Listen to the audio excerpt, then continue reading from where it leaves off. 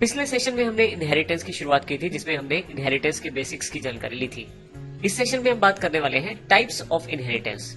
जावा में कौन कौन से प्रकार हैं जिनका प्रयोग किया जा सकता है इनहेरिटेंस में, इसकी जानकारी हम इस सेशन में लेने वाले हैं। सबसे पहले हम बात करते हैं, हमारे पास यहाँ मुख्य 3 तरह की इनहेरिटेंस है जो हम जावा में डायरेक्टली प्रयोग कर सकते हैं। सबसे पहले हम सिंगल लेवल इनहेरिटेंस की बात करते हैं। सिंगल लेवल इनहेरिटेंस का मतलब है कि आप एक सुपर क्लास और एक सब क्लास के साथ चलते हैं।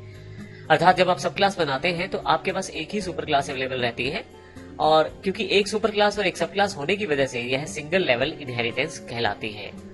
अगर हम बात करें मल्टी लेवल इनहेरिटेंस की, तो इस केस में हमारे पास सबसे ऊपर एक पहली क्लास जो सुपर क्लास है, फिर उसकी एक सब क्लास बनेगी सेकंड क्लास, फिर उसके पश्चात एक उसकी भी सब क्लास बनेगी थर्ड क्लास। तो इस तरह से यदि बात करें तो थर्ड क्लास सब क्लास है सेकंड क्लास की, सेकंड क्लास सब क्लास है फर्स्ट क्लास की। ऊपर से नीचे बात करें तो फर्स्ट क्लास सुपर क्लास है सेकंड क्लास की, और सेकंड क्लास सुपर क्लास है थर्ड क्लास की। इस तरह के रिलेशनशिप को हम मल्टी लेवल इनहेरिटेंस कहते हैं। इसके अतिरिक्त हमारे पास हायरार्किकल इनहेरिटेंस भी अवेलेबल है।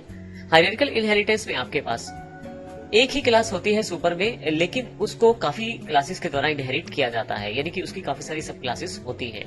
ऐसे केस में ऐसी इनहेरिटेंस को हम हायरार्किकल इनहेरिटेंस कहते हैं। यदि आपने C++ लैंग्वेज को पढ़ा हुआ है या उसकी जानकारी रखते हैं तो आपको पता होगा कि इसमें अतिरिक्त टाइप के इनहेरिटेंस भी हमारे पास अवेलेबल हैं, जो हम यहाँ पे दिखा रहे हैं, जैसे मल्टीपल इनहेरिटेंस और हाइब्रिड इनहेरिटेंस।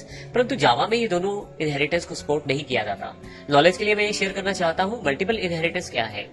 यदि आपके पास 2 सुपर क्लासेस रहे एक ही सब क्लास की, तो ऐसे केस को हम मल्टीपल इनहेरिटेंस कहते हैं। जैसे कि थर्ड क्लास जो है यह सब क्लास है फर्स्ट क्लास की भी और सेकंड क्लास की भी। ऐसे केस में थर्ड क्लास में फर्स्ट क्लास के मेंबर्स और मेथड का यूज कर सकता हूं, और सेकंड क्लास के मेथड और मेंबर का यूज भी कर सकता हूं।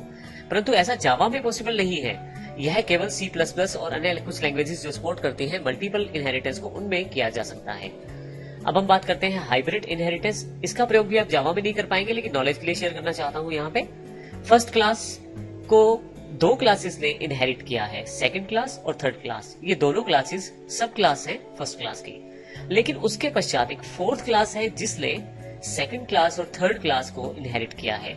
ऐसे केस को हम हाइब्रिड इनहेरिटेंस कहते हैं। इसमें एक सब क्लास की एक से ज्यादा सुपर क्लासेस होती हैं, और वो जो सुपर क्लासेस हैं उनकी वो भी किसी न किसी सुपर क्लास की सब क्लास है।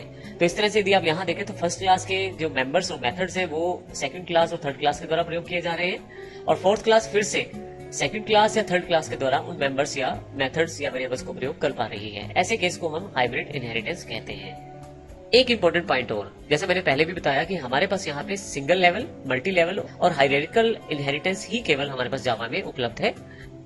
मल्टीपल और हाइब्रिड इनहेरिटेंस हमारे पास अवेलेबल नहीं है जावा में। एक इंपॉर्टेंट पॉइंट जो यहाँ डिस्कस करना चाहता हूँ, इसमें रिवर्स रिलेशन नहीं होता। यहाँ जो रिलेशन है वो पेरेंट टू चाइल्ड है, अर्थात सुपर क्लास अपनी चीजें सब क्लास को देती है, लेकिन सब क्लास अपनी चीजें सुपर क्लास को नहीं देती। तो यहाँ से पेरेंट से चाइल्ड रिलेशनशिप है, चाइल्ड से पेरेंट रिलेशनशिप यहाँ नहीं है। तो इस तरह से हमने देखा कि किस प्रकार से हमारे पास कौन कौन से प्रकार की इनहेरिटेंस है, जावा में कौन कौन सी इनहेरिटेंस आप प्रयोग कर सकते हैं और कौन सी नहीं। अगर आप अतिरिक्त टाइप की इनहेरिटेंस करना चाहते हैं तो हमने इसी जावा सीरीज में इनिशियल लेक्चर्स कुछ C++ के भी शामिल किए हैं। अगर आप चाहें तो उनको आप रिव्यू कर सकते हैं।